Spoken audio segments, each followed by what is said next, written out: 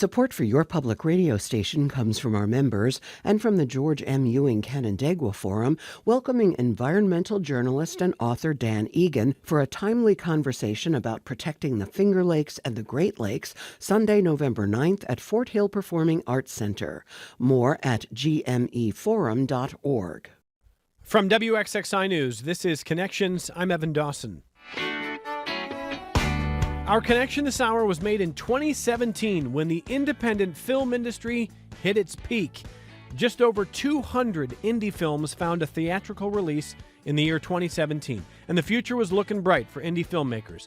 But streaming had made things more complicated, and instead of seeing more growth, indie theatrical releases began to fall as a result. Now, maybe you're thinking, but I watched some indie films on Netflix, and it's true that Netflix and other services tried for a few years to grab indie films from the festival circuit.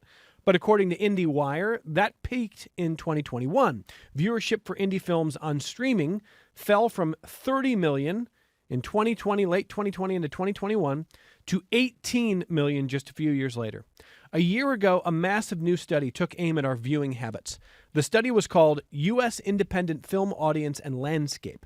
The former CEO of the Sundance Institute, Carrie Putnam, led the study, and her conclusion was that 77 million Americans would be willing to pay for a streaming service dedicated to showcasing indie films and docs. 77 million. But only about 37 million Americans were currently getting indie films at home. With that gap of 40 million possible customers, she told IndieWire, quote, "People are looking for alternatives. It doesn't mean they're dropping the mainstream ones, but they're maybe looking for niche choices. Maybe they're looking for choices that meet their interests in other ways, and so there's opportunity," end quote. Two SOTUS natives, Devin Lawrence and Matthew Morgidis, will be presenting their second independent thriller film a week from tomorrow, November 11th, at the Little. We first talked to the pair on Connections 9 years ago when things were admittedly pretty different. They have a lot of insight into our uniquely American viewing habits. Devin is a writer on the show Ghost Adventure, and they've got plenty to say about making TV or making streaming content or making films in 2025. I should say that in our second half hour, we're going to talk about the upcoming Anomaly Film Festival in Rochester. But first, I am joined by Devin Lawrence, writer and director for The Disinvited, among other titles. Hey, Devin, welcome back to the program. Hey, pleasure to be here. Thank you. And Matthew Morgidis, producer of The Disinvited. Hey, Matthew, thanks for being with us. Of course. Thanks for having us. And Scott Poukas is with me, director of communications for the Little Theater. Hello to Hello, you. Thanks for having me. A week from tomorrow. It's always fun for you, I know, to have the filmmakers here. Tell people what's going on Tuesday, November 11th. Yeah, so we are having the filmmakers here. We're showing their movie, The Disinvited, followed by a Q&A. I always think that's such a awesome thing to have the filmmakers in person to talk about their film afterward, and especially when there's local ties. There's ties here to Rochester. I think people always love that. Every time I see Scott, and they've got a film this time of year, because sometimes we're talking Anomaly, sometimes we're talking different showings at the Little. Scott knows how I feel about stabbing. He knows I'm not a big fan of stabbing in movies. And he came in and he's like, "This is more psychological, just so you know." There may be some stabbing, but we can't say for certain without spoiling. Gentle stabbing. Gentle stabbing. Gentle stabbing. Thank you, guys. Gentle to stabbing and gentle dismembering. But more psychological for you as a thriller genre. Is that right, Scott? Yeah, I thought this was a real slow burn that kind of, you're like, oh, we have this unsettling feeling. You're like, oh, man, something's going to happen. Something is bad here. Something is going up. And it really develops characters more, too, I think, which is kind of a thing with independent films where the focus is more on the characters, too, and that kind of gives more of a payoff, too, at the end. So we're going to talk more about the film in a moment here, but let me ask Devin and Matthew about some of the data that I was sharing off the top here would indicate that this is not an easy time for independent filmmakers. And I know, maybe that there is opportunity out there, but there's so much competition. And Devin, let me just start with you. What is it like as in the indie circuit right now? It's tricky. All the stats, you put out there, and it's a moving target, right? Every time you think you've cracked the code and you go back out there, the game has changed. So it's very difficult to project, from when we made our first feature and how the state of things and how you built an indie film and took it to market versus now. And you think you have your game plan all set, and, lo and behold, like things have shifted and they're continually shifting. So, in one sense, you just always have to keep, following your passion, your instincts. But a lot of it was, and like you said, you're saying our film, it was supposed to be a straight horror film. We came out of our last movie, which was an experimental psychological thriller, and we were like, let's make a horror film, put it in the box, put it right on the shelf where they know it's supposed to go. And, that's a little more easily, sellable, marketable. But the more we developed it, the more, you put more of yourself on the page, and it becomes more layered, more interesting, more depth, and it goes in a different place. And so, from the beginning, just to say, we had an opportunity to get financing from a producer who just churns out horror films, low budget horror films. And it was the most cliche, like our meeting, we pitched it to him, he wanted it. And then we got in this meeting with him, and he's just like, well, so what about talking? Is there a lot of talking? Because I really don't like talking. And we just felt so gross. We were like, we're going to make this guy money. We're going to bring, and that's the whole filmmaker thing. And a lot of just, even from top down, like these days, I work, on a network show, and it's like the creatives are doing all the work. And it's really hard to keep the drive and the passion when there's just somebody up above you just, feeding the stockholders, just trying to, cut off the top, and it's hard. So that's when we decided to, make it ourselves. Well, that was really Matthew's idea, was just like, let's see what we can raise, pull together, and make this movie, which then turned it into a genuine indie film. and it's a psychological thriller. And Matthew, I love this idea of someone telling you guys, guys, look, you're close. It's a little too smart for me. I'm going to need less talking and more stabbing. What do you do with that, Matthew? Well, I loved how when he told me he added a little more than that too. He wanted some leprechauns. Well, that's what he loved. He's like, hey, could you put a killer tooth fairy? How can we fit something in there? Yeah. Anyway. And I was like, did this guy read the treatment of our thing? I was like, there's nothing in this that says leprechauns or no talking. And like you said in the beginning, it is a slow burn. It's a lot of talking, a lot of character development in the beginning of the film. So that's not something that we were like looking for at the time. And Devin was about to have a baby, and I was just like, Devin, if we're gonna do this, it's hell or high water. We're gonna make it happen no matter what. Let's figure out a number. Let's get that number. We have a great connection of family and friends who we've made a bunch of material with for the last 16 years out here.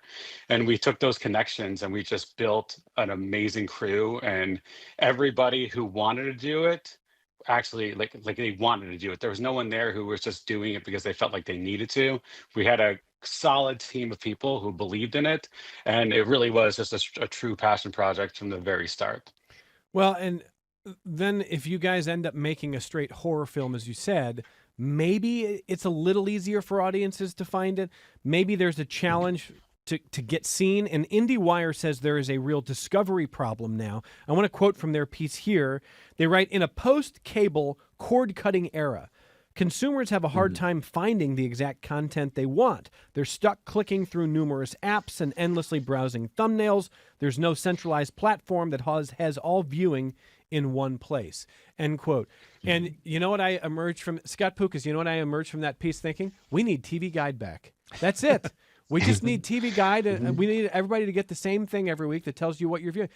We're so fragmented. And so for people to know, go ahead, guys. I want to hear what do we do with this?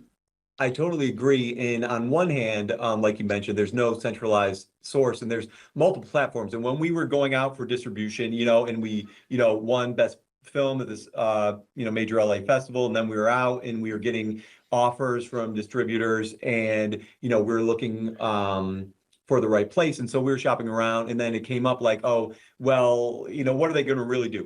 There's a lot of these indie distributors that just take anything and just literally tell you that we just throw spaghetti at the wall. And sometimes things take off, and that's it. And so you're, looking for the best opportunity. And we came across more of those self distribution platforms. There's a few of them out there, but they're popping up. There are all these startups that, again, like you said, nobody knows to go to them unless they already know about them. And it would really help. You have Criterion, there's several other platforms that I can't remember the exact names of them, but that we were researching and what their deals were. And what it really needs is just like you need one lighthouse for especially indie film that's there, a centralized place, a hub, versus there's a lot of startups that are trying to grab at it right now, and they're already so small to begin with that it's hard to get the notice. And either way, so I think that, and then also what you're saying is, the TV Guide, the recommendations is the other shift that's happening right now is when we're doing a road show, right? We're doing a road show with the film where we have a double feature in San Francisco, then we're coming to Rochester, then we're going down to Florida, and then we are going back to Los Angeles for our premiere there, which will trigger then we have a week run in LA and then our digital launch. And so we're doing these event screenings to drum up publicity. That's a big thing for indies right now that do get to theaters, that get some. It's not just like putting the movie in the theater. You want to make it an event, so we have live music, we have people performing songs from the film, and which we have as a big component of it. And obviously we're coming and doing the Q&As to create the buzz, to get people talking, to get people to understand, because I think that's also a big thing about indie films, is knowing the story behind the film. And that's happening. Then when we go to LA, the big shift is, instead of the traditional red carpet premiere, and this is our distributor's idea, right? Who's Dark Star Pictures. They've been great, really good at like genre, like interesting outside the box genre films and genre filmmakers like that. And so their idea is not to do a traditional red carpet in LA. We're actually doing an influencer event, because influencers are now the new, like critics in a lot of ways of what people are like on the peer level looking to them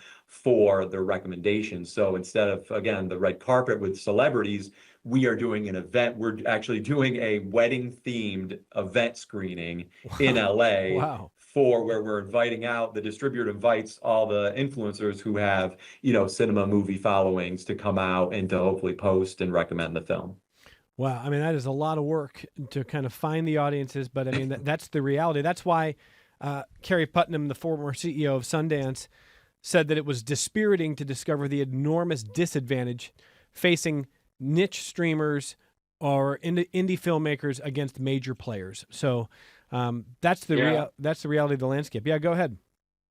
And I like to say one thing. This was the first year where original stories beat out superhero movies. So I do think we are in a good spot right now, where we had Sinners, we had Weapons, and now just one battle after another, which I know they're all like bigger companies like Warner Brothers doing it. But it is the first year where original stories have beat out superhero movies. So I take hope in that, at least. And I think that also, like Matthew was just saying, those films are horror tinged, except for Battle After Another, but they are horror tinged movies that are genre bending, which is what we call this, is a genre bending psychological thriller. And those were some of our.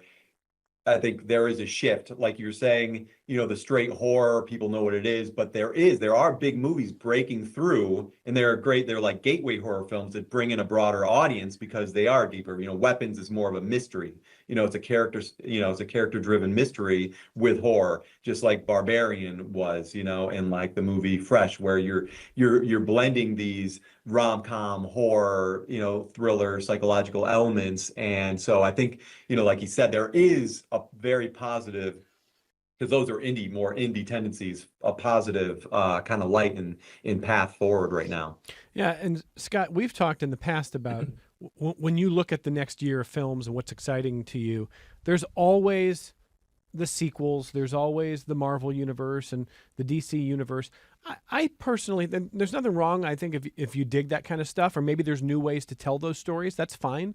But I personally take some heart hearing that original stories are kind of making a comeback. What do you think, Scott? Yeah, you love to see it because that's what we want more of, and I think that just lends Yeah. itself to more creativity. That's why, of course, at the Little we love indie films, but there's just more creativity there. It's not a lot of these big blockbusters, and not anything against them, as I like this type of movie, Sure, and, sure. and that's all part of the film palette that a viewer gets. But a lot of it is same or similar, has a look that lends itself to a lot of like special effects that don't look real great. Some movies are using AI, which I don't love at all. So independent films really, you're more about characters and the writing and the creativity, and using practical effects for the look of the film rather than any special effects or anything. Absolutely. And frankly, Scott, trusting your audience to be smart enough to kind of bend genres and roll with it and be interested in that and not go, wait a second, I thought I was here for a rom-com, not a horror movie. I thought this was a mystery, but this is, I mean, audiences still want smart stuff. There's, we know that in a lot of different ways, in different kind of journalism and content that's out there. So it's great to see it in films. So let's listen to a clip. By the way, I just want to say, I'm not going to break any news here, Scott. Scott would prevent me from getting in trouble with this. But I will say, what if, Scott Pukas, WXXI became a regional hub for all the content creators in our area? I mean, like, we're already kind of going in that direction, right? Yeah, We should be. Yeah, Why absolutely. shouldn't we be? We should be. We Okay. should be. Yeah. Okay. I think there's some smart people working on some cool stuff, but I'm not going to break any news. I'm just saying, if you're a content creator, I think you should be working with WXXI. Okay. So now let's talk about The Disinvited. That's the film that Devin and Matthew are going to be coming to Rochester a week from tomorrow to talk about. You just heard them talk about. They're on a national tour with this film, and it pops into Rochester Tuesday, November 11th at 7 p.m. at the Little. I want to listen to a clip here, and should we do the first clip, Meg and Mac? All right, this one is a clip called Playing Dress Up. So Carl, one of the characters, and his girlfriend are arguing about Carl's negativity and the movie they recently saw. I want to listen to the clip, and then we'll talk to the guys about this. I don't see the big deal. Well, all I said is that Andrew Garfield looks like a child playing dress up. Even in Spider-Man, when he's supposed to be dressing up, it feels like he's dressing up as someone playing dress up, you know? It's like the kid on Halloween who's too old to go trick-or-treating, but his parents are health nuts, and all that kid wants is that big Kit Kat, that king-size Kit Kat. But you said that during the movie, during an emotional scene. Was it? You have no emotional intelligence. I just said what I was feeling. Isn't that the definition of emotional intelligence? No, it's not. How can I get invested in a scene when I can't get past Andrew Garfield trying to act like an adult in order to appreciate the part that he's actually trying to play? You're insane. No, I'm just not a fan. You're never a fan. You're negative all of the time. You ruin everything for me. I was actually looking forward to that movie.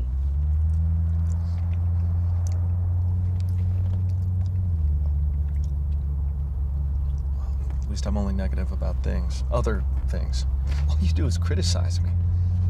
And who cares about movies or music that we're not involved with, that we don't have anything to do with? I mean, if we're a team, shouldn't we just align against the things that we dislike? Stop. No, but isn't that the great thing about being a couple? Shouldn't it be us against the world instead of us against each other? I said stop. Literally, stop car. Are you serious? Yes, I can't take it. Okay, so that's a little too close for some people listening, probably. I mean, that's dark, but it's funny. And I think the idea of actually commenting on a movie while it's happening is sinful and very, very wrong. And I'm with Carl's girlfriend on this, guys. I want you to know that she's right here. You can't be just. This isn't Mystery Science That Theater. is the best part of this movie, is that you have audience members who are siding with each character throughout the story. Nobody is being siding like, with I'm Carl on Carl's there. side. What? And Andrew Garfield. But is Carl, great, too. but Carl's me. I am Carl. That's a near verbatim conversation that I had with my wife Oh no! before my wife. Oh no! But but she's I mean, right. Guys, tell us a little bit more about the film here, because as Scott said, his view of it was a slow burn, kind of a psychological thriller. Tell us more about The Disinvited. So I'll throw out the log line classically is basically when Carl decides to crash a wedding amongst old friends and older flames. You know, what begins as an earnest attempt to reconnect quickly spirals into paranoia, betrayal, and humiliation, turning a hopeful wet desert weekend into a surreal, violent nightmare where, of course, the wheels inevitably come off. And so for me, my reference to me, it's always felt like this movie is if David Lynch tried to remake Swingers. Wow, my what favorite a films of all great time. Swingers is one of the great scripts ever. That's So I it's feel that's very where strongly I about believe. it.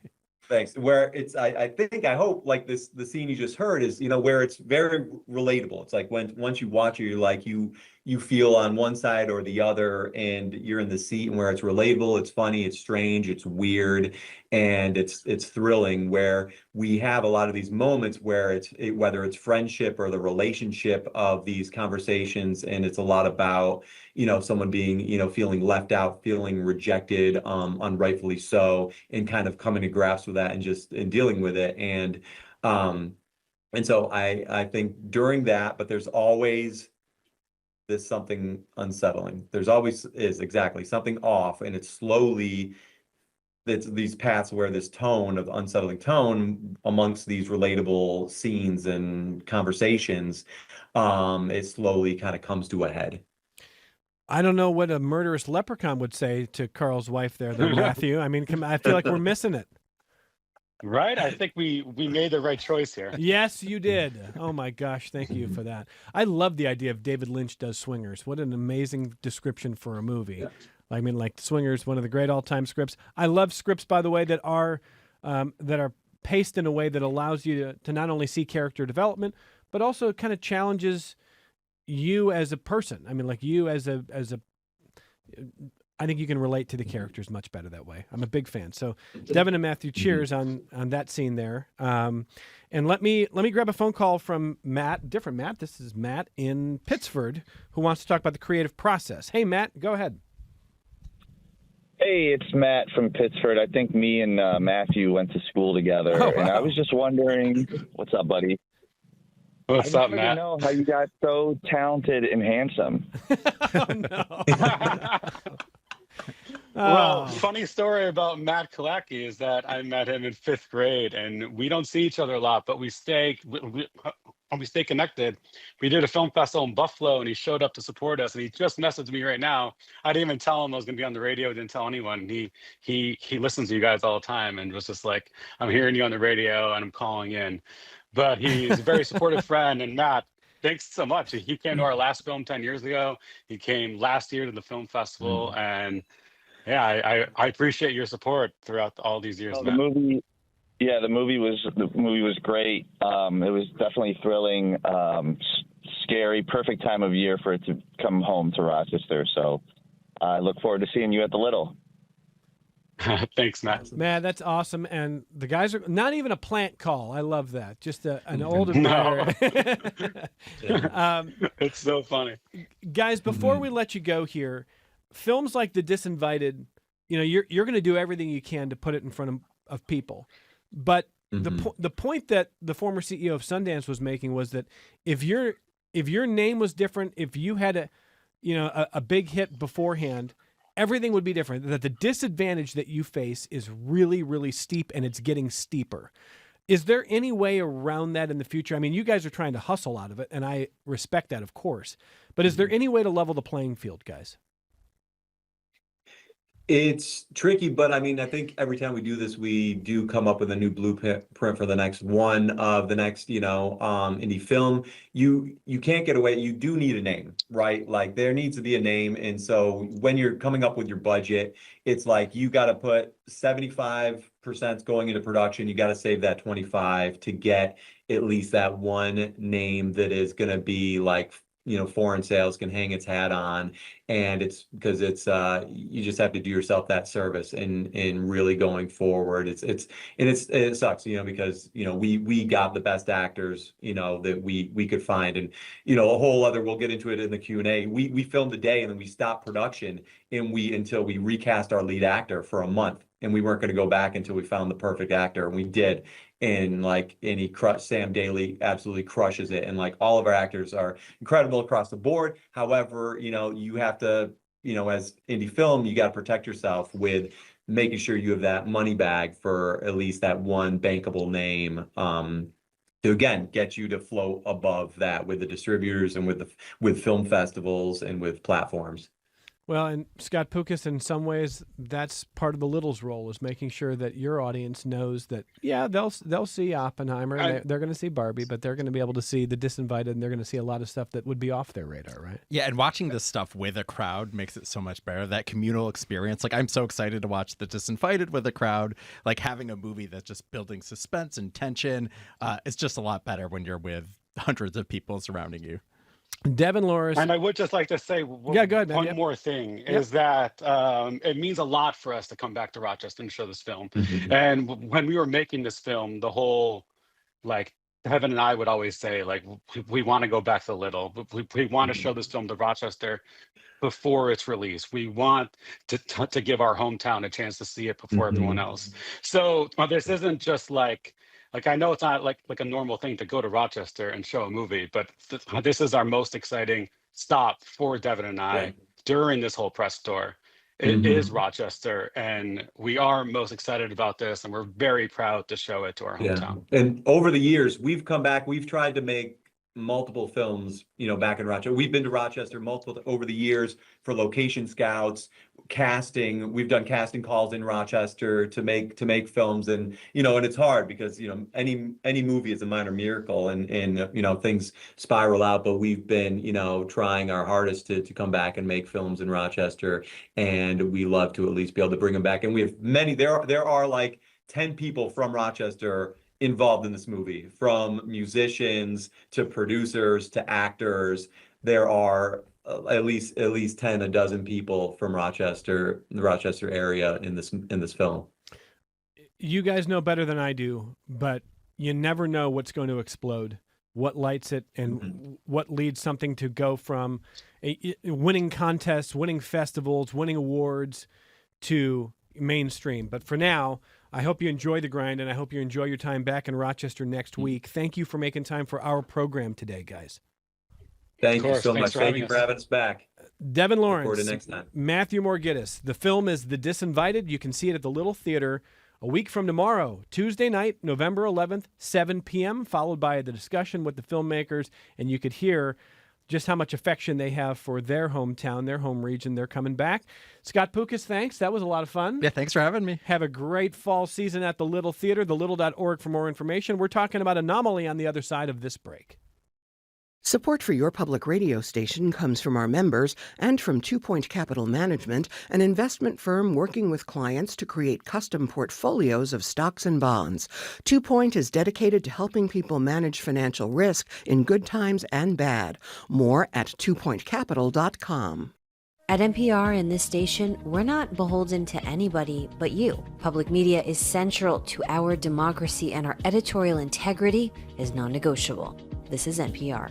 And this is WXXI News. And this is Connections. I'm Evan Dawson. Meg Murphy is co-founder of the Anomaly Film Festival. Welcome back here. Hi, I'm back. Hello. Can't get rid of me. Grab that microphone and get it as close as we can. We want to hear you loud and clear. I can't get rid of you. I don't want to get rid of you. Yeah. There you go. Magnus Champlin, artist and organizer of the Anomaly Film Festival.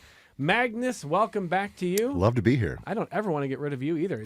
My heart doubles right that now. beard is always great, but whoa. It's getting epic now. It is. If you're watching on YouTube, that might be the best beard we've had in 2025. Yes. That could be it right there. A win. Put that on a business card. And Adam Lubito, programmer for the Little Theater and the Anomaly Film Festival. Hello, welcome back here. Always excited to be here. So Anomaly starts when, Meg Murphy? It starts November 5th. I mean, that's like right now. Wednesday. Yeah, it's, I mean, it's 2 days away. No, we're fine. We're It's ready. great. We're ready. Running Wednesday through Saturday. Sunday. Wednesday through Sunday. I can't do any math. Thank you, guys. Wednesday through Sunday, the Anomaly Film Festival. If you don't know what Anomaly is, the founder is going to tell you. What's Anomaly? I'm a co-founder. I'm one of the co-founders. But what Anomaly is we are a local genre film festival that shows the best in independent horror, sci-fi, fantasy, action, and my favorite, the indescribable. Mm-hmm. The indescribable. What's a film that's in the category of the indescribable? Oh, absolutely by design. I had the answer ready because it's one of my favorites. All right. Magnus, how do you describe it to people go, what's Anomaly? Anomaly is the films that don't get enough love from everything else. It's the weird stuff that really deserves film, like screen time. And I love that we get to like curate these amazing films that the community comes out and watches. That's just the weird and awesome. Okay. Adam, what's your description? Yeah, we specialize in the strange and fantastical and occasionally spooky films. We've got a lot of local films, but films from all around the world. So it's an eclectic collection, but there is something for everyone in the lineup. It's always a really interesting week, Wednesday to Sunday, and it starts with what here? What are you kicking off with, guys? We're kicking off our opening night film is called Dust Bunny. Which is the first feature from Brian Fuller, who people might know. He's known for television like Pushing Daisies and the Hannibal TV series, but this is his first feature film, a dark fantasy about a little girl who has a monster under her bed and thinks it's eaten her family and hires a hitman to help her kill the demon that she thinks is under her bed. My concern is we're about to find out that there is actually a demon under her bed. I mean, it wouldn't be an Anomaly film if there wasn't at least a chance of something monstrous in there. But it's a really great film that I think is a lot of fun. I've been describing it as Roald Dahl meets John Wick. With an amazing cast. The cast is phenomenal. Yeah, Mads Mikkelsen and Sigourney Weaver in there. Yeah, it's just a ton of fun, and I'm excited for people to see it. You know, Adam, we just got done talking to the team behind the new film, The Disinvited, which is showing at the Little next Tuesday. And that's in the side of the psychological horror genre. But the guys were talking about how hard it is to get an audience. So can you all describe a little bit? Anomaly is, covers obviously a wide range here. But how much is it mainstream versus I've never heard of this versus I probably haven't heard of this or I should have? How do you see it?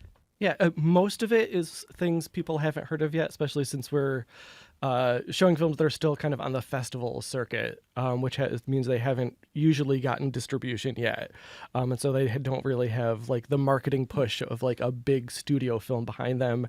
And so films play the festivals to build up that buzz and to get people aware. So we're right at the very beginning, on the ground floor with a lot of these films. Dust Bunny is the biggest film probably we've ever shown at the festival. That is one that has distribution and is coming out in a month or two. But the rest of them are independent and still figuring out their theatrical plans. So this is seeing films early before most people are aware of them. Meg Murphy, does it feel like a secret handshake, like you're in with the in crowd because you get a chance to see these films here? I would think more is like, it's this community like, oh my God, we all love films and we're our audience and us are the type of folk who want to be like, oh my God, I saw this amazing thing. And then you tell others. Like we like to be a connector, right? So it's more of like, hey, do you like that idea of like, hey, I saw this ahead of time. I saw this before you did, but also you should see this. It's part of the flow, you know? Like, hey, we showed Skinamarink. No one knew what Skinamarink was. And now you could say you saw it first and got to tell people about it. Yeah. That's, it's a joy when you love films and you love people watching films. Magnus, you want to add to that? Oh my God! If you're one of those people that after a movie you go out and talk for 30 minutes in the parking lot, this is the crowd we're at. We are so excited. We have a lounge. It should in the be basement. every movie. Yeah, exactly. So we have a lounge at the Little that we sit down and we have a big whiteboard, ask questions on it. This is the thing where movie lovers come to talk and bring more friends every year. This is the one where you bond over. You get to talk about some unique films that really get a chance to be shown on a full big screen versus your phone or your laptop or something else. This is where you come to have a conversation about what you think about X, Y, or Z. Especially this lineup. There's some great films this year. So. I mean, not every film. Congo, probably not. I'm trying to think of what the worst Amy movie Good of all. Gorilla. That's a great Oh, thing. oh yeah. I could talk about Congo for different reasons. I think it might be the worst movie I've ever seen. Come on. Are we going to argue about this? Oh, no. I both agree that it is a bad film, but also I can talk about it. Oh, okay. Yes. So as bad as it is, you can still talk about it. Oh, yeah. I was like, that is the worst set of costumes. Like, I can't even believe But then if you go back and read Michael Crichton, you're like, oh, I get it. He wasn't that good of a writer. So, I mean, it's a complicated thing. Hot take. Yeah. Yeah. I mean, look, the late Michael Crichton, he's not here to defend himself. Let's try to be kind here. By the way, I want to tell all of you something. I was thinking of you on Halloween evening when I was with a group of people and there was like, well, what should we watch? Should we watch Clue, greatest movie of all time? I do love good, Clue. good option for Halloween. Or should we watch a movie called Terrifier 3? Oh no! Whoa, no. Oh no! Oh no! And I Evan, want- did they make you watch Terrifier 3? And I want you to know, I don't like stabbing. Oh okay? no! This I've been told. So I'm like, and The look of so I horror on asked all three of somebody, our I faces. asked somebody, is it bad like in the gore? And they're like, no, it's not so. What? So Oh, I no. Googled it. Oh no! Guys, here's what I found out when I Googled it. In France, after people vomited in theaters, they banned it for anyone under 19, and there's a warning. Yeah. It's an People were intense. The whole throwing up. series are intense. Yeah. Who are these people trying to get you to watch someone was Terrifier? setting Somebody with a trap. really good sense of humor who wanted to trick me. God. Oh my god! So I didn't watch it. I want you to know I didn't Okay. watch it, but I feel like I wouldn't have lasted 3 minutes given No. what No, I That's me. it's- I'm not a huge. I'm not a Terrifier guy. But Yeah. I love a good film. But yeah, your friends were being kind of mean to you. That's That was the intense. most extreme of extremes Yeah. in many Oh, ways. wow. Yeah. Yeah, that's a stabby one. Yeah. did. And so I looked up $2 million budget, $93 million worldwide gross, and I'm like, this is what people love. People love the really gross, sad stuff, but they also love everything in between. They love the smart stuff, the psychological. So we talked about opening night with Anomaly, but you guys want to take us through the schedule here and play some of the hits here? Oh yeah. Adam? Oh. Well, you're the programmer, so you know. You're all I'm going to programmers. jump around. I'm not going to go linearly. Okay. But a film that I'm really excited about is one called I Am Frankelda, which is the first stop motion animated film fully produced in Mexico. It's a fantasy about creativity and ghosts and the nightmares that bring some joy to your life, I think, and make life worth living. But it's just an incredible work of art. Like the amount of craft. I mean, any stop motion film is just mind-boggling to me that they get created. But this is just the imagination on screen in every frame of this is just truly stunning. If you like Guillermo del Toro, it's very much got that vibe, and he's been a big supporter of this film and has been kind of pushing it. And it's amazing. That one's also fun because the head of it is Melvin the Devourer, a local thing that was literally filmed in this building right here. So if you come back, In this WXXI, in this building right here, part of Melvin the Devourer, which opens for that one, was filmed here. So a local filmmaker. We had some people that were actually in it was walking around saying hi today. So Awesome. Yeah. I love hearing that story. yeah, literally in this building, we're walking around with puppets and big, giant 10-foot-tall trolls and stuff. Yeah. Anything you want to add on this film here, Meg? Oh, it's gorgeous. Like this is simply, it's gorgeous, and it is one of our slightly safer films. We can't guarantee complete safety, but it is. Define safety. Yeah, that's the thing. Probably no stabbing. Okay, yeah. So Yeah. like the opposite of the Terrifier films. Oh, Fair. yeah. So I will fair. guarantee these 100%. are all everything we are showing comparatively is slightly safer. Okay. Gotcha. Okay. All right. So you're not going to be linear. Take us through another choice here. Go ahead. I'll also pick A Useful Ghost, film from Thailand about a man whose recently deceased wife, he is surprised to discover has been reincarnated as a vacuum cleaner. Yep. And yeah, that is the basic premise, but it's a ghost story, it's a romance, it's got some satire about capitalism in there, and it is the Thailand's official selection for the Oscars this year, which again is a bold choice, but I love it, and it's an incredible film that again is fully into that indescribable that we show, that it's not one thing, but together is just amazing and unlike anything you've seen before. I have to give something away here. I have to tell you that producer Megan Mack claims that she loves Sundays for cleaning. And I'm like, come on, that's like, no, it's like my... So when Megan Mack heard Adam say that someone gets reincarnated as a vacuum cleaner, she did this, she did the heart sign. Then You this film is for heart-signed you. it. This is for you. Oh, perfect. I don't think you want to come back as a vacuum cleaner. Come on. No, but what's odd is this is one of two films we have where a human reincarnates or puts their spirit into an inanimate object. Because on Saturday we're showing By Design, and that's about a middle-aged woman played by Juliette Lewis who has she doesn't really like her life, but she kind of gets intrigued by this beautiful chair, so much so that she wills her spirit into the chair. So now we have two movies: one, her body, who's just going through life and there's no change. Her friends talk to her the same. Her mom talks to her the same. You're like, oh, that was her life. And then this life as a chair that this guy artist ends up with, and he sees the soul and loves the chair, and you see her vision as the chair going, this is the life I want because now I am seen and I am valued as a chair instead of a person. She'd be more valued as a chair than a person. But the body is still going through the world? Well, it's just a slumped over body, but it has It's not being changed her slumped lifeless, experience. Yeah. but people treat her the same. Yeah, they just talk to her. It is like nothing has changed. Oh, my. Wow. That's... Yeah. It has some things to say which I suppose. identify with a lot. Oh, boy. About not feeling seen or appreciated? Yeah, like there's a certain part of your life where that is like, gosh, what if I was just a really pretty chair? Questions asked by Anomaly Film Fest. Exactly. Wow. Okay. Let me grab a phone call because we'll direct this one to Magnus here. Sky and Irondequoit. Go ahead, Sky. Hello. First time caller, long time listener. Awesome. Magnus. I was going to ask what film you're most looking forward to, but I hear that you all have answered that. So my question is, we're going into our 7th year. What motivates you to keep doing this with Anomaly? Also, hi, everybody. I love you. All right. Awesome, Sky. Okay, you can hit the first part. The of first part, question. actually, I'm looking forward to A Mother of Flies because we have this amazing family called the Addams Family that have been making films that if you do not follow the Addams Family and this adventure of this couple and kids going around the world just making films, check it out. But so that's my favorite one. The reason I love doing Anomaly is, me and community stuff. This is one of those things that it brings people together. It makes positive ripples in the world. My God, having people show up and then bringing friends the next year bringing more friends, having people come together, it has been one of my most rewarding things to see is nerds geeking out of film and then bringing more people to geek out about it. And it's a bonding agent I never realized, having this genre film festival being one where, like, I'll be walking around, I have a hoodie on, and someone will suddenly yell at me at one of the movies we watched the previous years, being like, oh my God, like Skinamarink, one of them was like, oh my God, that little damn telephone. You're like, oh, yeah. So I'm very excited about the community aspect and how it just pulls the best. I'm always amazed people show up and how passionate they are to experience togetherness with this and talk about films. Yeah, that's my thing. The reason I love it here.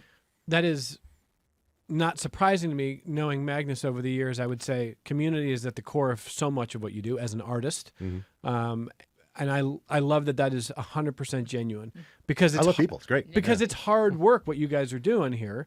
And, you could throw the towel in there, Meg, but you're still going here. So what would you say to Sky? It's just, it brings me joy to bring other people joy. I love the fact that, listen, I love watching films alone. I'm not knocking, like, listening at home alone watching a film, but there is something, like, magical, like alchemy of bringing people together in the same space and you're watching the same thing and you're kind of having a similar experience, but you're also having different ones. And then you get to share how you experience with someone else. Like, it's humans being with humans, watching something humans made. That's magic. Mm-hmm. Adam? I mean, I can only build off of that because, as a programmer, one of my joys is, finding a film that resonates with me and being like, oh, I just want to share this with people. And one of my favorite things is during the festival is, I've seen all the films, but still, while they're playing, kind of sneaking into the theater or standing in the balcony and just seeing how people are reacting to the movies that we're showing. That just is the greatest feeling in the world. Mm-hmm. Oh, absolutely. Dallas wants to know, are any of these Anomaly movies for kids? We look at Adam. Adam, what do you think? Usually we try to squeeze in a family-friendly film. I Am Frank Elda is a family-friendly film, but it is in Spanish. So if you have a kid old enough to read subtitles, then they can handle it. Dust Bunny is probably early teens. I would say 12, 13 age is appropriate for them. But I think that's kind of it this year for family-friendly stuff. Because last year we had Flow and stuff. We had some really last year we really lucked out with Flow, a Latvian animated film that went on to win the Academy Award for Best Animated Feature. Mm-hmm. How many total films are in the festival this year? 13 feature films. Yeah. Yep. 13 films. We have 34 shorts. Next question. For that one. Oh. Yeah. We have 2 shorts segments this year. We normally do like one short segment. This year we're doing 2 because we have so many amazing shorts putting in there. I love the shorts. If you can make a movie that is just a little flavor of a film in a couple minutes and hit it, there are some ones this year that have just phenomenal shorts this year. So I'm looking forward to it. Friday and Saturday, we have some shorts. Friday and Saturday where? The Little Theater is going to be that way. But Friday's showing is starts at 3 for the shorts program, and Saturdays, the Strange and Spooky on Saturday shorts are at 11 on that one. Okay. I love the idea of shorts, by the way, too. Yeah. Freaky and Funny is on Friday, right? That's the one. Yes. And then, Yeah. Spooky and... Alliteration. Yeah, exactly. Alliteration. Yeah. We love alliteration here, too. So, continue. Now, part of what we talked about in the last half hour, I think, relates to this part of the conversation, and I want to read an email from Charlie. What we were talking about was some of the data on American consumer habits. 2017, indie films peaked. So more than 200 indie films get a theatrical release. There's obviously a lot more in festivals, and it looks really, really bright. But then streaming is coming, and streaming is coming, and streaming erodes some of that. Now, there was hope that the Netflixes of the world and their ilk would grab those festival films and show them, and they do to some extent, but that peaked in 2021, and so now that's going down. But when you survey Americans, a lot of people will say, yes, I've got multiple streaming services, but I feel like I can't find anything. I feel like I'm really struggling, and I joked last half hour, like, well, we need TV Guide back. Like, look at the irony, but we don't have a central hub. So I want to read Charlie's email and just ask you all if you feel like you have the I mean, you guys are on the inside. You're running a festival. You're probably watching a lot more films than you are showing in the festival, I assume by a lot. So Charlie says, my wife and I are the poster children for the frustration of streaming. Just last night, it took us 20 minutes to find a show our friends told us to check out. My wife fell asleep before it started. We are overwhelmed by choices, and we often give up. We went 3 weeks this summer without turning the TV on. Independent films, I go way back to the 80s with Chocolat, Housekeeping, Das Boot, My Life as a Dog, The Big Lebowski, Life is Beautiful, and their ilk. Yes to a dedicated independent film network and channel. Charlie says, yes, he wants an independent channel or service dedicated to the kinds of films that you guys do the work on. So do you feel like that? I mean, I think you guys are connected because of what you do, but are we more even fragmented in terms of our viewing habits? Is it hard for us to have that shared experience, Adam? What do you think? I would say, yeah. I mean, streaming, there's just so much content at this point that there's no way to get like that centralized attention on a single thing, which I feel like streaming services kind of know this because, you know, when Netflix does put a movie out in theaters, like they make a lot of money usually. Like right now, The Little is showing Frankenstein, and the crowds for that have been huge.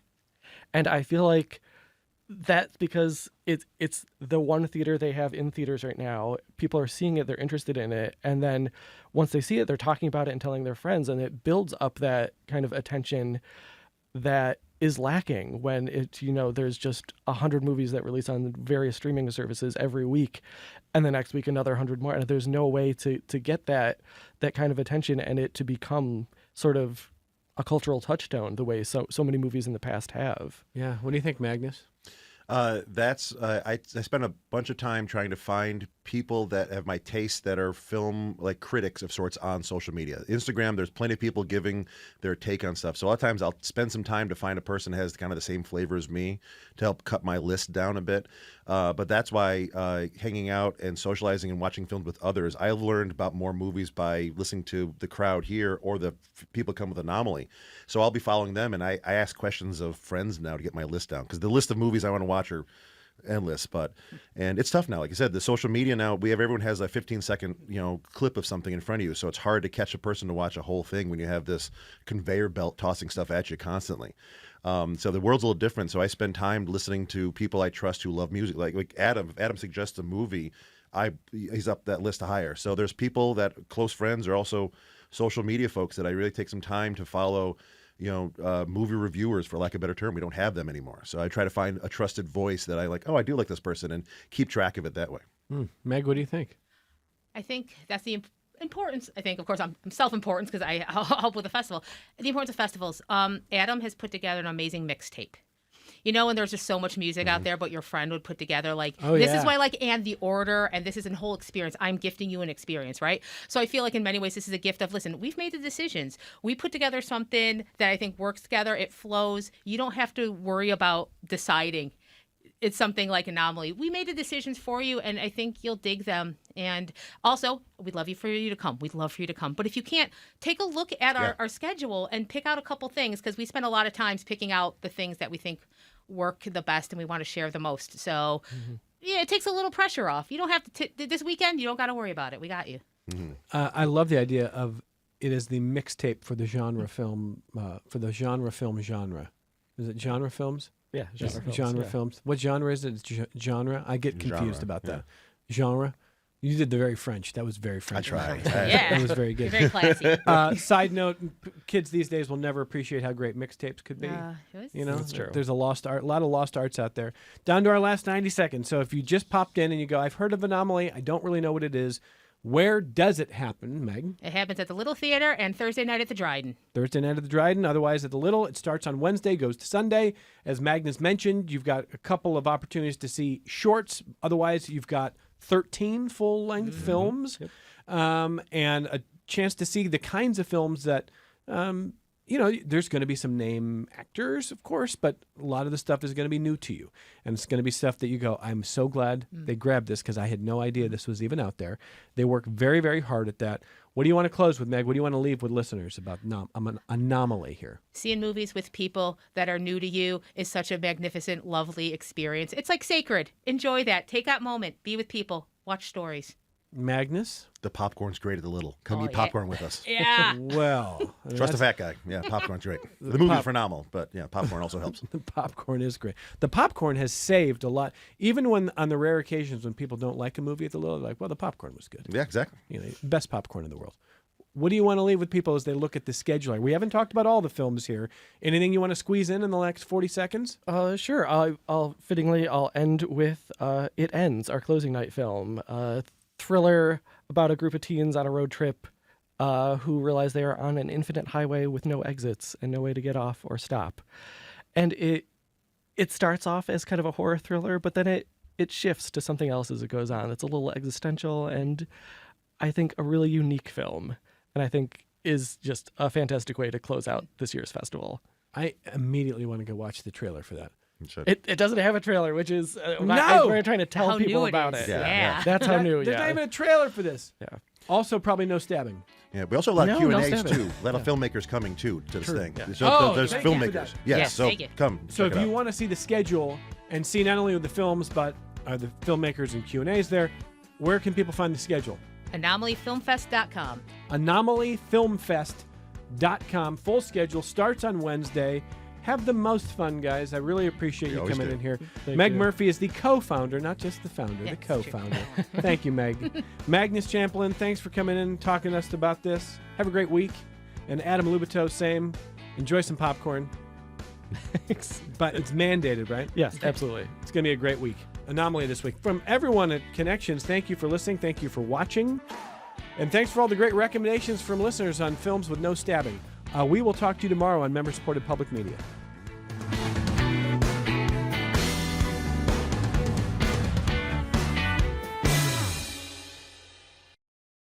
This program is a production of WXXI Public Radio.